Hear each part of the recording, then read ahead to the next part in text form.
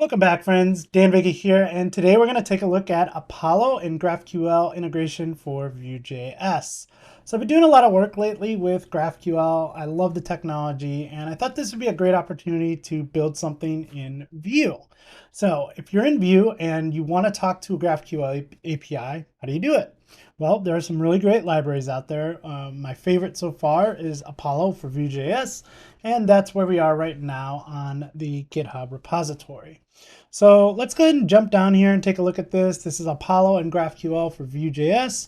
So there is documentation for Vue 2 and Vue 3. We're going to be working with Vue 3 today, so I'm going to go ahead and click on that and open that up. And if you look at this, there's a getting started. So again, there is compatibility with Vue 2 and Vue 3 for Apollo, so make sure you understand which one to choose. And if you go down here, you can get some information about it. What we care about is installation. So the first thing that you'll need to do is that you need to manually install this, which is okay. We're going to create a new project using Vite anyway, so we'll have this really lightweight Vue application ready to go. And then these are the steps we're going to follow. I'm just going to talk through these, and then we'll do them over in VS Code here. So you're going to install a few libraries: GraphQL, GraphQL tag, and Apollo client. That will give you something that you can go ahead and create in your app here. There's also IDE integration. So if you're using Visual Studio Code like we're going to, this is something you'll want to do. Now that just kind of gets you started. Then you also have to choose which route you're going to go. So in Vue 3, you can create applications using the option API or the composition API.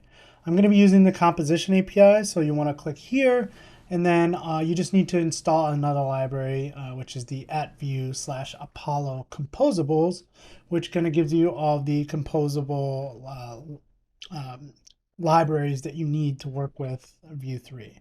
So this is where you start. Again, really great library for the Vue side. Again, there are two sides to a GraphQL. There is the client side where you're going to write your GraphQL queries, and then you're going to send them off to the other side, which is the server side. That's going to execute them and then hopefully return back some data. So enough rambling. Let's jump in and create a new project using Vite and go through these steps and set up Apollo to read from a GraphQL API. All right, so I have a terminal open and I'm in a Vue folder here where I keep some of my Vue projects. So I'm just going to go ahead and create a new project using Vite. So I'm going to go ahead and npm create Vite at latest. And if you're new to Vite, don't worry about it. I have a video on getting started with Vite, so I will go ahead and link to it in the description below. So if you're new to creating Vue applications, maybe you use the Vue CLI in the past, that's okay. Vite, really great, small, fast build tool. So I'll put that in the description. So we're going to npm create Vite at latest. We're going to hit enter and we're going to say yes. And this is where we give it a project name. So I'm going to go ahead and say that this is Hello GraphQL. And then you're going to select a framework. The one thing that I really love about Vite is that it's kind of framework agnostic. And we need to go ahead and choose our framework. I'm going to choose Vue, and I'm just going to choose Vue, not Vue TypeScript. And you see that that was very fast. So it says cd into Hello GraphQL. And we're going to run npm install. And then you can always go in and run npm run dev if you wanted to run the application right away. But what I want to do is actually just open this up in Visual Studio Code. If you are writing Vue 3 applications, I suggest that you grab the Vue language features extension called Volar. So go ahead and grab that, install that if you don't have it, and let's head over to the project. So this is a very minimal project right off the bat. We have our main.js and our app.vue. But again, the first thing that we want to do is we actually want to go ahead and get started with the Apollo instructions. And so Apollo told us that we need to install a few things first. So let's go ahead and open up our terminal. And I'm just going to copy and paste this information in so we don't have to type it out. But the first command that we're going to run is we're going to install these libraries. And at that point, everything looks good. The next step says in your app, create an Apollo client instance. All right, to do so, I'm going to come in here into our main.js, and we're gonna have to do a couple things here. So the first thing that it says, again, I'm gonna kind of copy this straight out of the documentation. It says that we're gonna need to pull in these libraries and this. So let's go ahead and shrink this. So we're importing Apollo client, the create HTTP client, and in-memory cache from Apollo client core. So we're creating a link. So this is the absolute URL. Mine is going to be 8080. I am using a local version of Spring for GraphQL using Java. So I'll take you around a quick tour of that in a minute when we get there, but that is where my server side GraphQL is going to be, my API is going to be located. Then you create a cache implementation, and then you create an instance of the Apollo client, passing in that link and that cache. And then what we need to do is kind of modify this. So let's go ahead and say, we're going to go ahead and change. So right now we're just kind of creating that app. What I want to do is say app is equal to create app. And what we're going to do in here is setup. And what I want to do is provide. So I'm providing the default Apollo, there it is, Apollo client and Apollo client. And that should be that. And then I'm also going to say we're going to render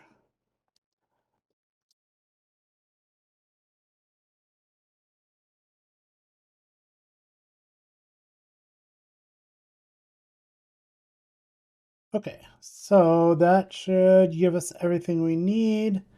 And then instead of doing this, we're just going to take that app that we created, and then we're going to go ahead and mount it to app.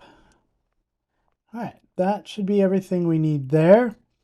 So also in the documentation, it says that we can go ahead and create an apollo.config.js right in the root here. So I'm going to go ahead and do that. Apollo, oops.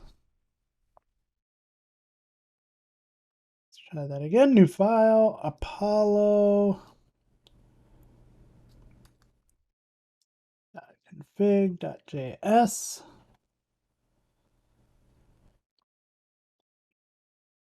And we're just going to paste this in here. So service, the name of our application, we're just going to say is hello GraphQL.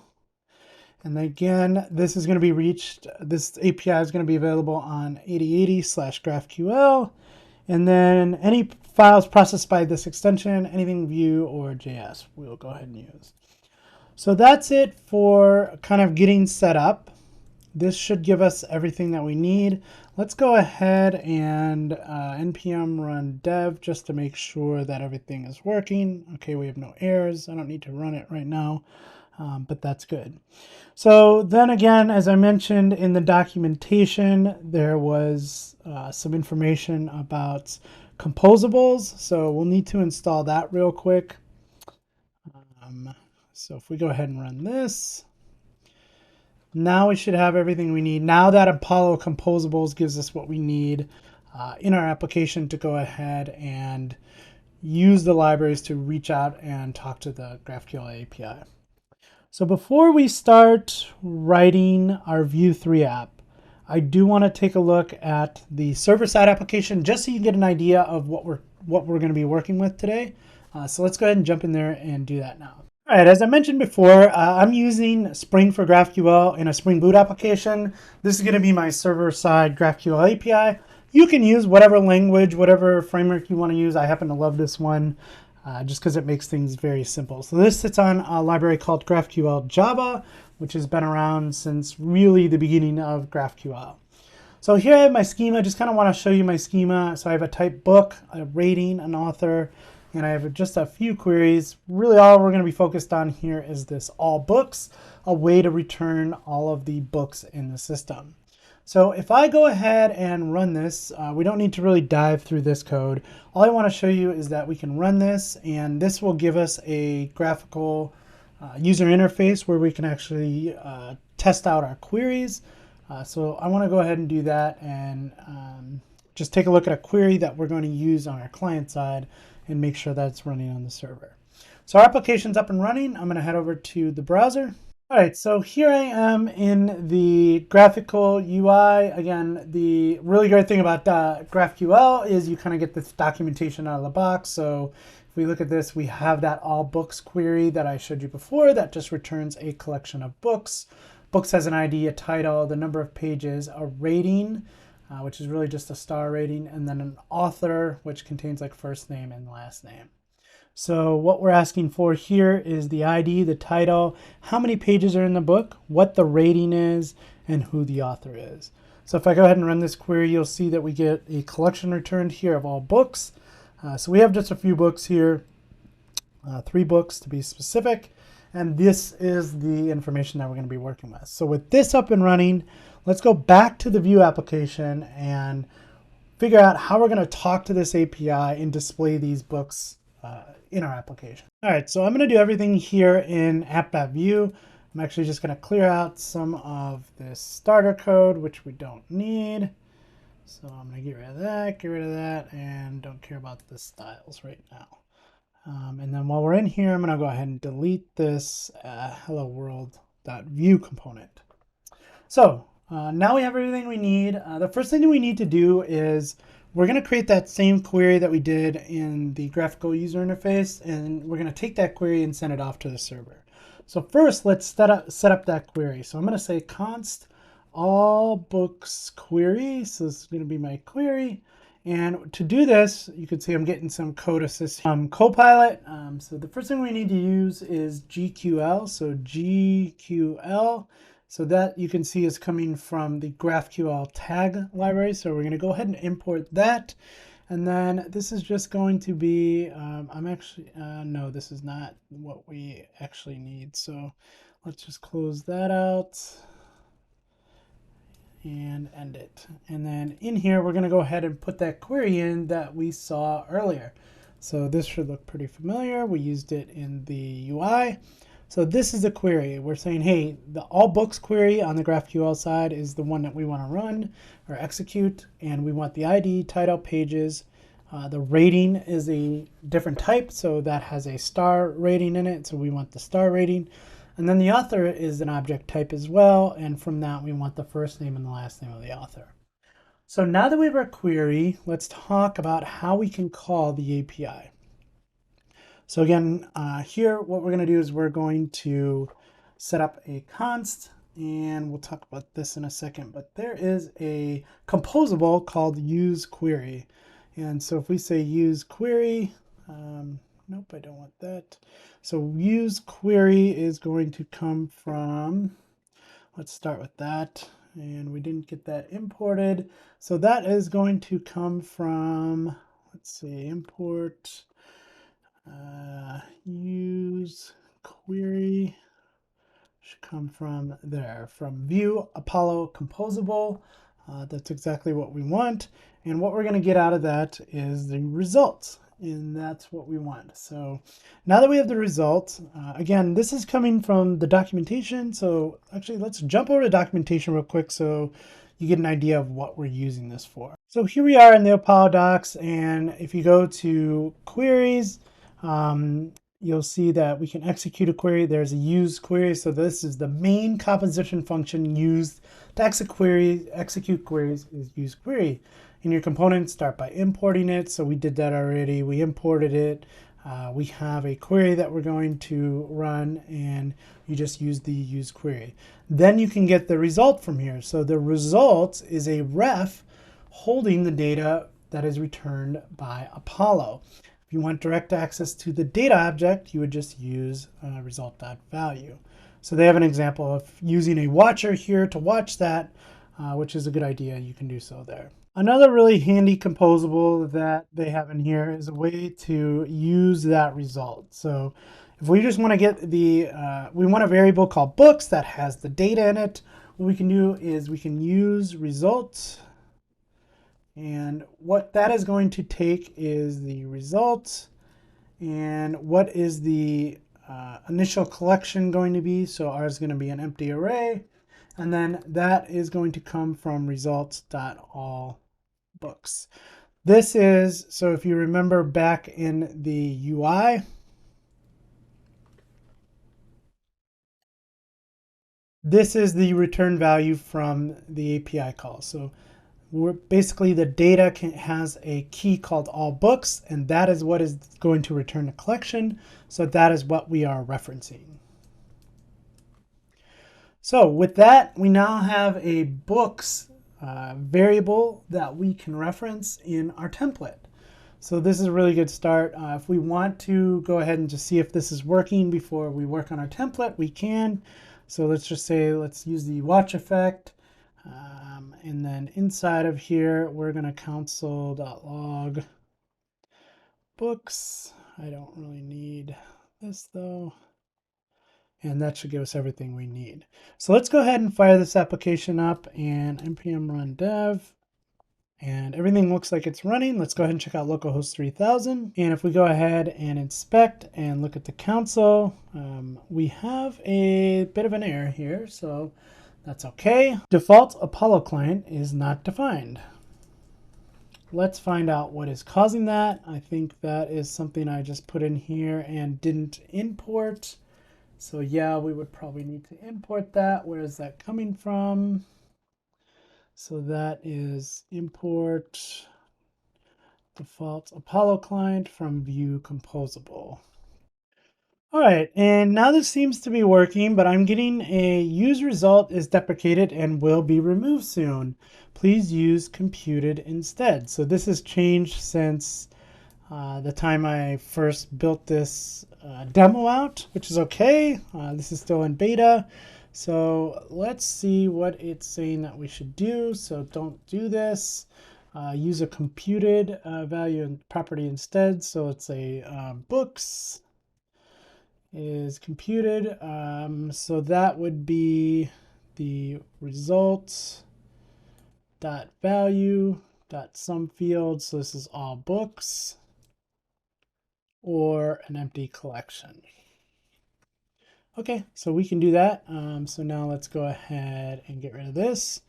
Let's remove this use result, and then we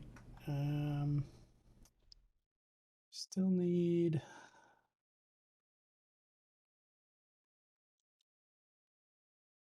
that. Let's just go ahead and run this again and head back to the browser. All right, so if we see that, we basically have a computed ref implementation. And so we have a value here, which is returning an array of 3. And we have our book 1, 2, 3. So we are in business. So now that this is working, we have our books. We know that we can use it in our template. We'll want to build something out so that we can kind of see those in our template. So let's go ahead and create an H1. We'll call this Spring Books. In here, we will use a unordered list and a li, and in here we will say v4. So for book and books. And then we actually need a key. So we'll say the key for this is going to be the book.id. And what we want to display is the book.title. So far so good. That should work. Let's head back over to the browser. And there we go. We are displaying our 3 books. Now, one more thing that we can do to kind of just clean this up is react to some different states that are going on. So right now we have this state where when the data is ready, we're going to go ahead and display this here. But what if we wanted to display a couple different things? What if when if there was an error, we can maybe display an error. Sorry, this Copilot is kind of getting in the way right now. Okay, so what we want to do is we want to display an error here. And then also if there is a loading state, we want to display loading, and we'll talk about how to get this in a second. We'll just say loading, and then there we are. And then this would be basically the last case, which is, hey, if it's not an error or if it's not loading, let's go ahead and display those books. So now where do we get error loading? So if we go back and we look at use query, so is this not, let's do this. Let me just make sure we have that. We should. All right, so use query will basically return a result, and inside that result, we have things like the, oops, P result, what is in there? So that returns the document T results, document T result. So that T result has, I can't find it right now, but I know that T result, that use loading will return a loading property. So is it loading, that which is actually just a Boolean, and then an error object, which has the error in it. So now we could say if there's an error, display the error. If loading is true, go ahead and display loading. Else, go ahead and display those books. So let's go ahead and run that again. And head back to the browser. And you see it just kind of flashed real quick, but you know, we're just doing this so quick and there's very few data that you're not going to see a loading state. You could probably build something in there to make sure that you will see that loading state. Maybe on the server side, if you just wanted to test that out, you could, but it's nice to see there. So really simple to get going with Apollo here. Again, let's just kind of recap. We had to install a couple things. We went through the Apollo documentation. That was really helpful. That gave us everything we needed to kind of set up in our main.js what was needed. Once we had that, we just had to import a couple things here for in our app.view. The first thing that we needed was that GQL for GraphQL tag. This allows us to create our GraphQL query here. Then we can use that query in the use query composable. So this use query composable is very helpful. We pass that query, we can get back a bunch of different things like the results, whether it's loading or if there's any errors. And then finally we take the books, we created a books variable, and we use the computed property to say, hey, if we have a result.value.allBooks, which was being returned from the GraphQL API, if that's there, use that. If not, use an empty array. And then we can go ahead and get rid of this now. We're not using this. And then books, again, we're in a setup function. So any variable that we declare here will be returned and available in our template. So we're using that to iterate over each book in the books collection and just display the book title. And then we have these, if-else conditions to display errors or loading states. So pretty simple, pretty awesome. Really easy to get started with. I'm a big fan of GraphQL just because, the client gets to determine what they want to display. So there's no, writing all of these custom endpoints on the server side. You have one server side endpoint for the GraphQL API, and then each of the clients kind of get to determine what they want. So I have a lot more content in the pipeline for GraphQL, whether it's, on the client side, writing these GraphQL queries. There's a really nice plugin for Nux 3 that simplifies, connecting to a GraphQL API. So we'll take a look at that. And I'm doing a bunch on the server side with Java and Spring. So if you're interested in any of that, please let me know in the comment below. I really hope you found this tutorial useful. If you did, please go ahead and hit that thumbs up, subscribe to the channel, and as always, friends, happy coding.